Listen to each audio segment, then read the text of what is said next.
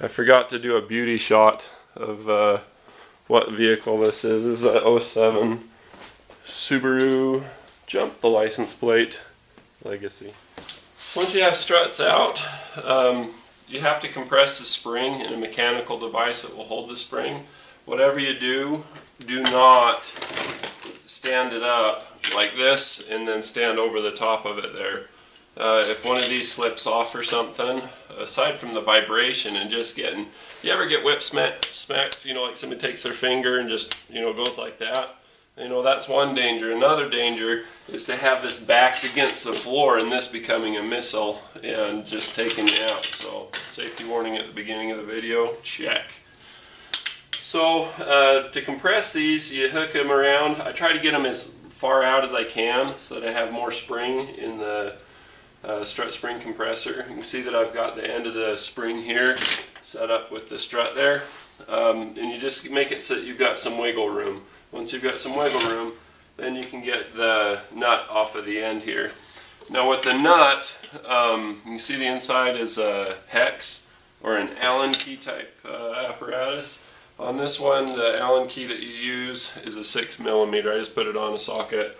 And then I use an open end wrench for the 19 to tighten it down with. I hold it with the wrench this way. And then you'd set your ratchet to the loosening direction. And then you're actually screwing the shaft counterclockwise through the nut. This one's good and tight. And you'll notice I had to trim this on the bench grinder. That's fine because you don't need enough metal on the outside to keep the wrench from breaking because this is an open end wrench. Anybody knows if you're going to be getting into something that's really tight, you either need to use like a crow's foot wrench that gets more wraparound on it, or a socket with 6 points, or a closed end wrench, because that closure helps to make it strong enough to grip it enough to where it won't strip. This will strip the nut in most cases before it breaks, so I'm totally fine with shaving that down so that it fits in there. As you can see, there's not a lot of room to get in there, it's kind of deep. So, with all of that said, let me show you what it's like working with the strut spring compressor.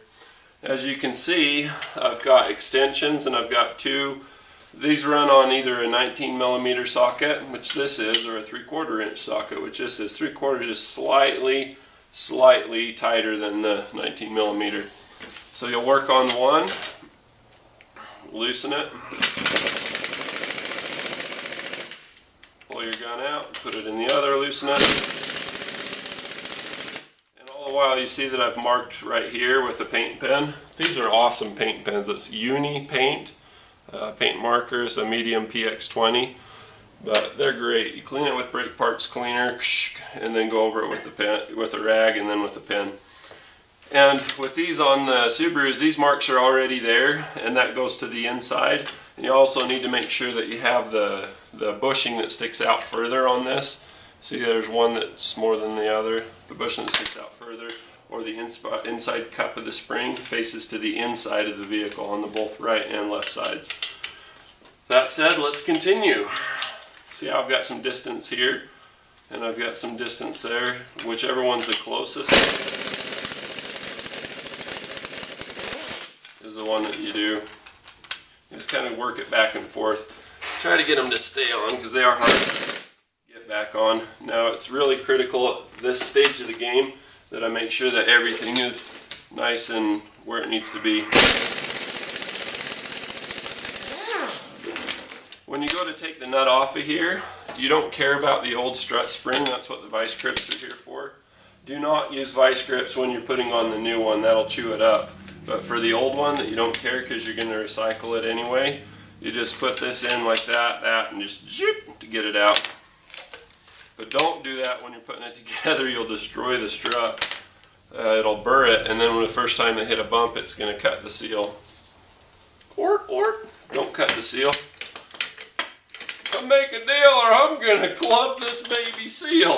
If you've seen UHF, the movie, that's funny, son. Alright, so you get these all out of there. I need to get a new keyring on this one. Little devil. So now you've got a strut ready to install. Now on these ones, you've got to be mindful to support it with a jack, and then get a pry bar and pull the arm down, the lower control arm. Let me show you what I mean. Another thing that's a little different on these, I got a tripod, I'm still making you sick. What's up with that? A lot of them, you reach in and you'll see that where you get to the strut is clear up here at the top of the seat. These are clear down here in the bottom corner pocket. You can see the little access cap, you can see one of the holes right there. That's where you get to it on these. When you go to put the strut in, like I said, your control arm bushings on this are spring loaded to be in ride position, and when you're supported, when you're putting the strut up in here, you're going to have to pull down to get it to go on there. Let me show you what I mean. See, there's where the strut mounts. It's these two holes right there and there. And then here's the bottom one, and you have to feed the bolt into that. So, and the strut goes on to the inboard side of this bracket or whatever. I'll show you in a minute. So I've got the top done. It's all put back together. When you go to do the bottom, you got to support the strut up and compress it a little bit with the jack, and then pull down, just lean on the top of the brake rotor or on top of this knuckle right here. Pull it down, and then you can pull the bolt through, and then start it to go through, and it goes in from the inside. As you can see, it's back here. And then release the jack, and then you'll have to tap it in the rest of the way with the hammer gently to preserve the threads. To line it up before you pull the bolt in, make sure you got a flashlight or something handy, and just look through here until you can see that it's lined up. And then from there, it's just a 19mm. You just get that in there and then put your nut back on. When you go to take it apart, you want to take the nut off from this side and then drive the bolt through the other way, supporting it with the jack so that it doesn't spring on you, because this will spring up and this will spring down. They're kind of an equilibrium when they're bolted together. Okay, so here's the new strut on the other side from another angle. It's on the inside, bolt goes from the inside. Now I support it with a jack, and you'll see that I have a tooth right at the base of the strut so it can't slip off toward the back of the vehicle. We're doing rear struts here. And basically what I'll do is I'll jack it up to where it's pretty high, and they'll bind on each other. I'll put a screwdriver between the two from this side. I'll pry it out so they go together, and then I'll push down on the steering knuckle. You can either lean down on the brake rotor, or you can take a pry bar and put it up over the lower control arm or trailing arm to the upper one, and then pry down that way. If you do that, then you can get it in pretty good. Another trick that I do is I'll take my hammer and I'll take the jack and I'll tap it back just a little bit at a time, because that's preloaded and under pressure. It wants to go back. So if you just tap it, it'll allow it to go back in small increments. Tap gently, and you'll get it to line up and go in. This can be a really frustrating job, or it can be a pretty easy job, just depending on the technique that you use. Once I get it in there, I'll tap the bolt in all the way, and then I'll lower the jack. And watch how much movement, watch how much tension that's under. Doesn't look like a lot on camera, but in reality that's a lot of movement that these are binding on each other and holding that bolt, because the strut's pushing down really hard, and as I said before, the steering knuckle's pulling up really hard too. So between the two of these, that's not going to want to move anywhere. So then I'll go to the outside and get the nut, put it on.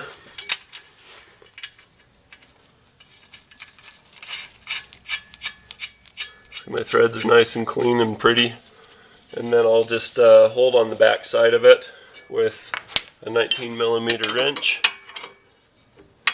There we go. And then I'll take the same extension and socket that I was using on the strut spring compressor, and then tighten it like this. Now obviously I can't hold that wrench because I got a camera in my hand. You just take this and zip it tight, torque it down, and then just put the wheels back on.